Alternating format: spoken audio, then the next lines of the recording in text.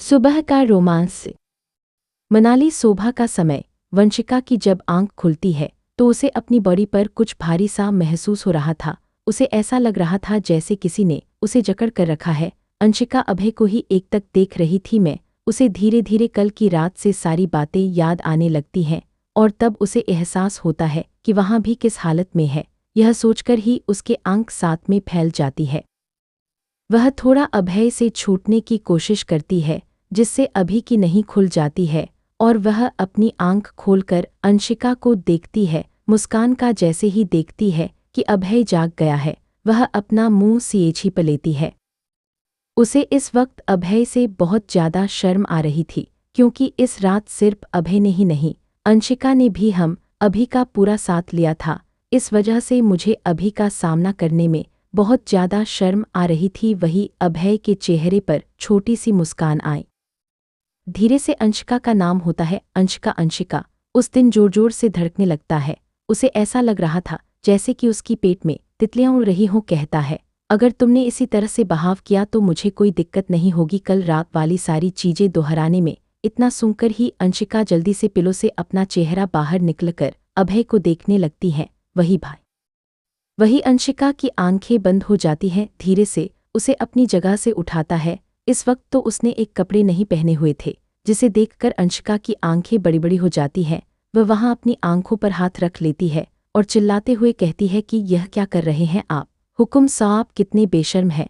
आपको दिखाई नहीं दे रहा है कि आप यहाँ अकेले नहीं हैं, मैं भी यही हूँ।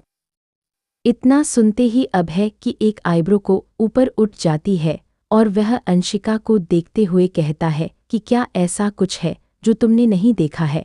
यह सुनकर तो अंशिका का मन कहीं गड्ढा खोदकर उसमें गिरने का कर रहा था। उसे इस वक्त बहुत ज्यादा शर्म आ रही थी। हाँ, अभय टॉल लपेट कर शिका की तरफ बढ़ता है। अंशिका को देखते हुए अपनी तरफ बढ़ते हुए थोड़ा पीछे की शक नहीं लगती है। तभी अब उसे गोद में उठा लेता है। अंशिका असको इस तरह से उठाने की वजह से जो चाद पकड़ रही थी वह उसके हाथों से छूट जाती है। अंशिका काती, हाय अभय, आप क्या कर रहे हो? और यह कहकर वह खुद को अभय में ही समेटने लगती है। यह देखकर अभय के चेहरे पर एक छोटी सी मुस्कान आ जाती है और वह कहते हैं, प्रिंसेस, तुम्हें अब इन सब चीजों की याद डालनी पड़ेगी। यह कहकर वह अंशिका को लेकर वॉशरूम में चला जाता है। वॉशरूम में वह आकर वह अंशिका के लिए बाथटब में गर्म पानी भरता है और उसे लेकर बात तक नहीं बैठ जाता है। अंशिका को समझ नहीं आ रहा था कि वह कैसे रिएक्ट करे। उसका तो अभय की तरफ देखने की हिम्मत ही नहीं हो रही थी।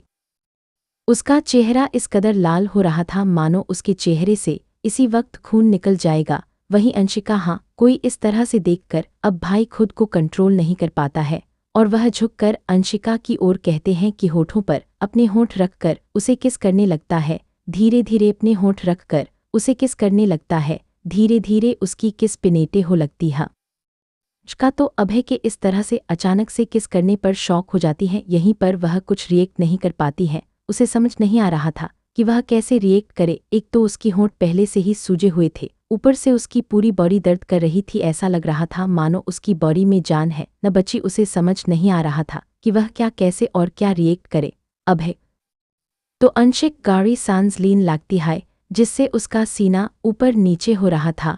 अभय की गोद में बैठने के कारण अब अभय को उसकी पूरी बॉडी अच्छे से फील हो रही थी जिससे उसकी बॉडी गर्म होने लगती है और वह खुद को कंट्रोल नहीं कर पाता है और अंशिका से फिर से प्यार करने लगता है। अंशिका, हाँ, उसे रोकने की कोशिश करते हैं पर हाँ, अभय नहीं मानता है। लगभग 1 घंटे के बाद अभय वॉशरूम से अंशिका को अपनी गोद में लिए हुए ना आता है। इस वक्त दोनों ने बात को पहन रखा था।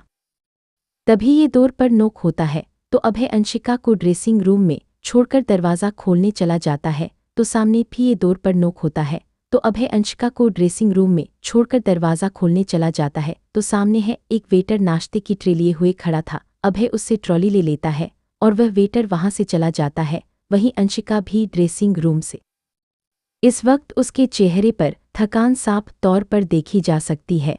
एक तो अभी मैं पहले ही उसे रात भर सोने नहीं दिया था, ऊपर से बाथरूम में भी उसने अंशिका को बहुत परेशान किया था।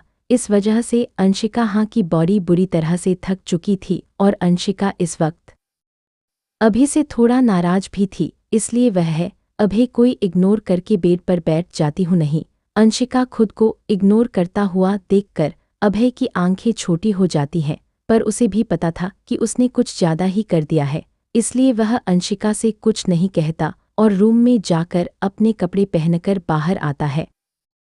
फिर वहां पर बैठा देकर उसके पास जाता है और उसे गोद में उठाकर सोफे के पास ले आता है जहां नाश्ता लगा हुआ था।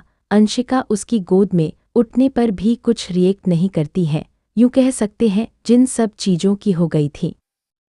अभीब को इग्नोर कर रही थी। अब मैं उसकी नाराज को खोली समझ रहा था, पर इस वक्त से कुछ नहीं कहता हूँ और चुपचाप सोफे पर बैठा देता हूँ और नाश्ता करने लगता हूँ। अंशिका को वहां अपने हाथों से खिला रहे थे। अंशिका को भी बहुत जोरों की भूख लगी थी, इसलिए वह भी बिना नाटक किए जो चाप सब कुछ खा लेती है। उन अभय भी अंश का खिलाते हुए ही अपना नाश्ता कर लेता है और अंशिका को एक टैबलेट देता है और कहता है कि यह पेन किलर खा लो प्रिंसेस, इससे आपको दर्द कम हो जाएगा। वहीं उसके दर्द कम होने वाली बात को सुनकर अंशिका ऐसे भूलकर देखने लगती है जिससे अभय किसी मासूम बच्चे की तरह शक्ल बना लेता है, जिसे देखकर अंशिका की हंसी छूट जाती है।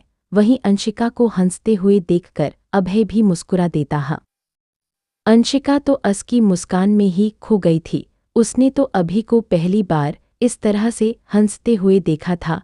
असनी मानमी कद सी कहा कि हमारा पति कितना हैंडसम है।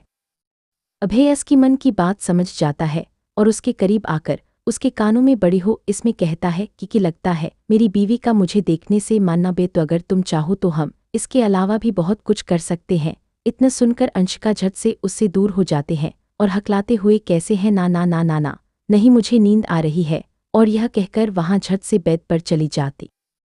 उसकी ऐसी हरकत देखकर अभय के चेहरे पर एक मुस्कान आ जाती है और वहां से बाहर निकल जाता है। जैसे ही अंशिका को गेट बंद होने की आवाज आती है, वह अपना सिर निकालकर अभय को देखती है तो अभय वहां से चला गया था। यह देखकर बहुत चिंतित हूँ और खुद से कहती हूँ कि बच गई नहीं,